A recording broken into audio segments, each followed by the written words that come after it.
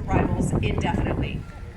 Then they began revoking protections for people who had come here through legal means: asylum seekers, humanitarian parolees, immigrants with temporary protected status.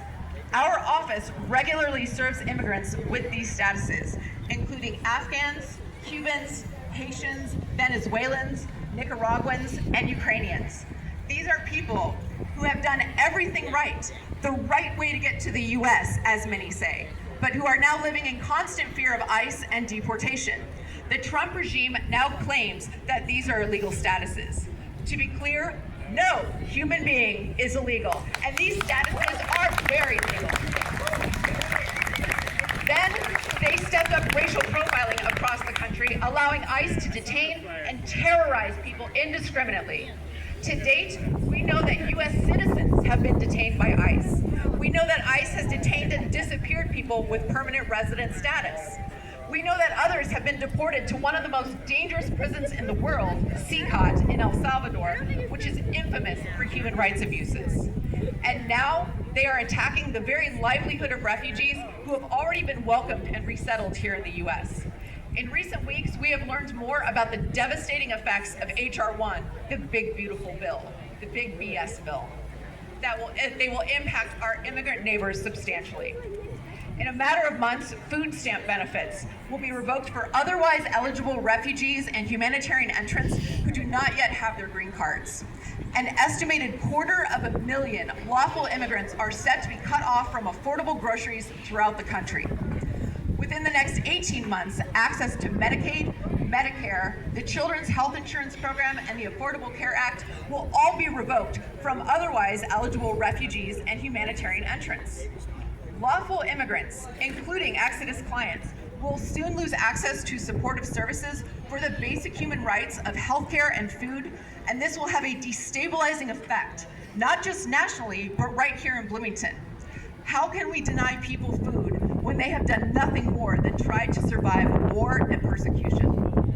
In summation, this president's immigration policies are absolute moral catastrophes, and they try to justify their actions with lies, slander, and prejudice against immigrants. This inhumanity and racism can feel so daunting, so overpowering. But that's when you have to remember that this is exactly how the fascist regime wants you to feel. They want us to feel defeated and resigned to their abuses of power. But seeing you all here today and knowing that these protests are going on across the country today, we are living proof that we will not let that happen. In the face of these threats, we refuse to surrender to these intimidations and assaults on our freedoms. We all know that the Trump regime's abuses of power will continue, but so will we. So while I know we are all feeling this collective rage, I also want to offer a few final thoughts of hope and the reasons that we will continue this fight. As we all know, ICE was in the Bloomington community several weeks ago. But when notice spread through our community that this would happen, people organized to scout and communicate ICE's location to give warning to people who needed to stay safe from them. After a few days in Bloomington with potentially a couple of dozen ICE officers in our town and hundreds of man-hours put in, the result is that they ultimately took 3 people into custody. Now make no mistake, any individual taken by ICE is a tragedy, and we will continue to mourn them. But we at Exodus firmly believe that ICE was not nearly as successful as it intended to be due to the combined efforts within our community, and that is something in which we should take great pride. This is evidence of the power of a community coming together to protect immigrants, our neighbors, our friends, and our family. Despite Trump and Governor Braun's attempts to completely dismantle refugee programs, Exodus is still here and will remain here in Bloomington working with and supporting refugee families.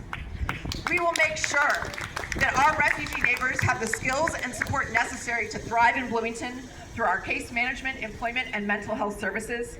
We will make sure that displaced immigrants are connected to our attorneys to file for legal protections. We will make sure clients know how to protect themselves should they ever encounter ICE. We will make sure that the community knows the truth about humanitarian immigrants and why they come to the U.S. to seek safety. And we will make sure people stay informed about their rights. For the community members, continue to organize with one another. Speak up if you see ICE in our communities. know what to do and how to explain people's rights and record interactions at a safe distance.